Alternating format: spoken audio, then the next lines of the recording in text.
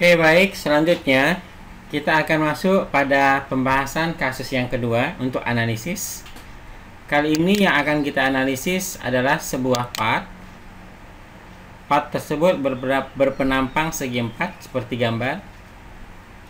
Dan kasusnya kita sebut cantilever karena bagian belakangnya ini kita jepit. Ya, cantilever ini berpenampang 50 mm kali 50 mm dan panjangnya 250 mm.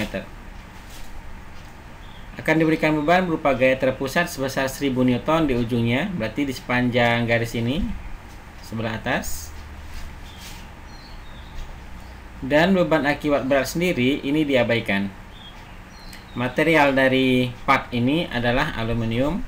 Dan yang ditentukan di sini adalah besar tegangan maksimum yang terjadi, kemudian di mana posisi tegangan maksimum tersebut, dan kita akan mendapatkan nilai yang ingin kita peroleh, yaitu tegangan maksimumnya. Kemudian yang kedua, menentukan besar defleksi atau displacement maksimum yang terjadi pada material akibat beban yang diberikan. Berikut pembahasan penganalisisan mulai dari awal sampai memperoleh hasil dari cantilever tersebut. Berikut langkah penggambarannya pada tampilan Katia.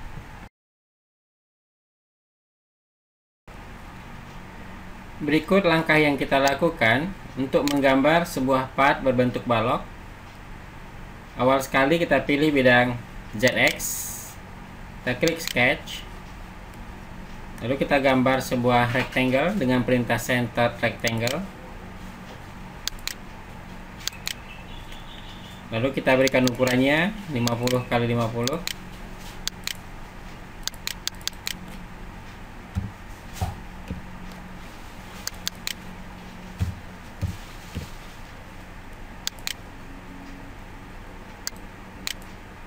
Ya, ini penampang yang terbentuk.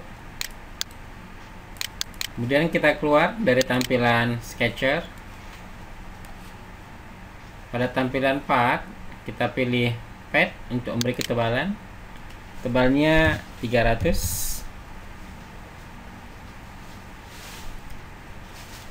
Preview. Oke.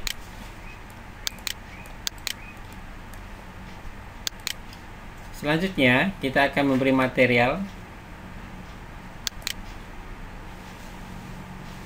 Ya, materialnya adalah metal. Kemudian bahannya adalah aluminium. Kita klik aluminium, klik drag, letakkan pada part, lalu apply, oke. Ya, sekarang balok kita sudah bermaterialkan aluminium. Seterusnya kita akan berpindah ke tampilan analisis, start, analysis and simulation, generative structural analysis. Tunggu proses.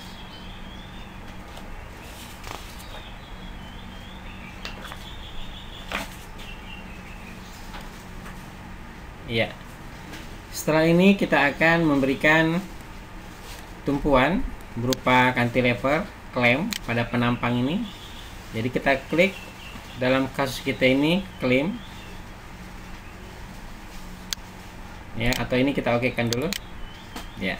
Lalu kita klik clamp, kita pilih penampang. Ingat yang dipilih penampangnya bukan garisnya. Oke. Kemudian kita akan memberikan beban. Bebannya sebesar 1000 Newton. Berarti yang kita pilih jenis bebannya adalah distributed force. Sini kita berikan besarnya adalah minus 1000 karena arahnya ke bawah.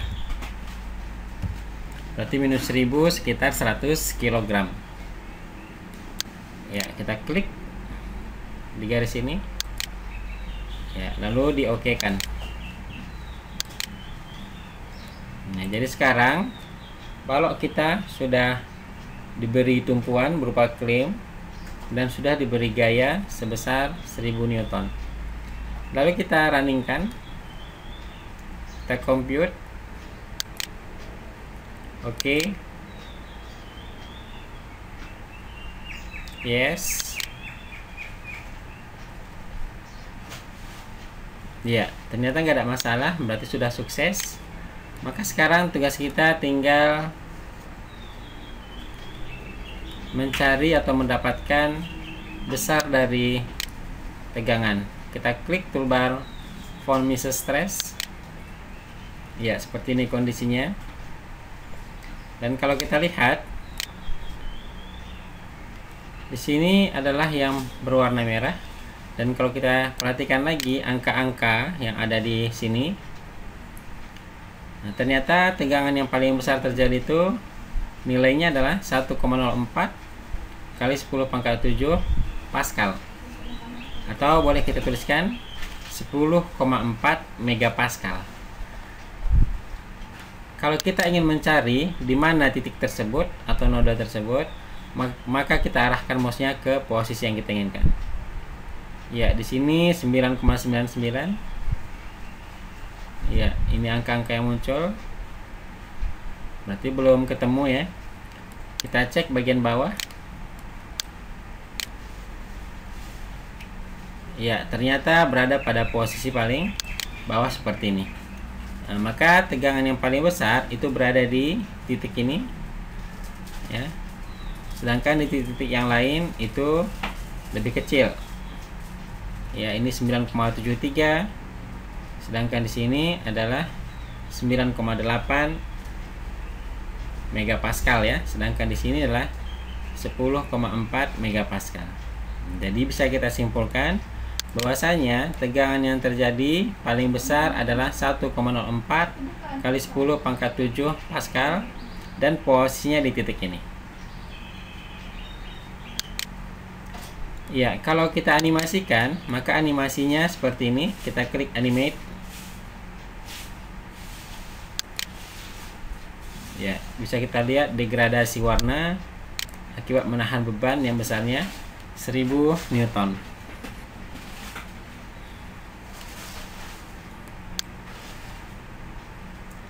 Oke, baik, seterusnya kita akan menganalisis tentang displacement yang terjadi. Jadi kita klik di sini displacement.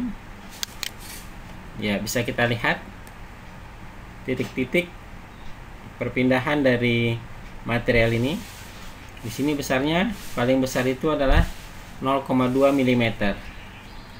Dan ini tentunya arah Z. Sekarang kita cek di mana posisi tersebut. Ya, ini 0,18 ya. Kalau di sini 0,18.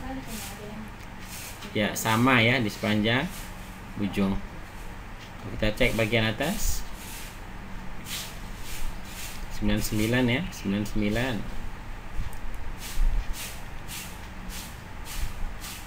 Ya. Kalau kita lihat ternyata di sini nilainya adalah 0,199. Ini ya, 0,199 atau pembulatan bernilai 2. Dan titik yang paling jauh berpindah itu tentunya titik paling atas. Gitu dia, titik paling atas.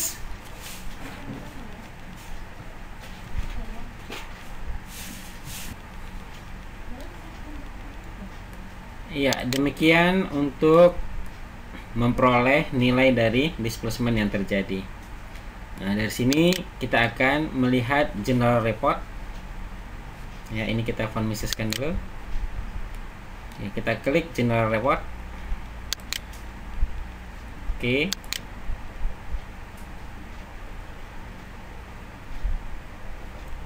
Tunggu proses.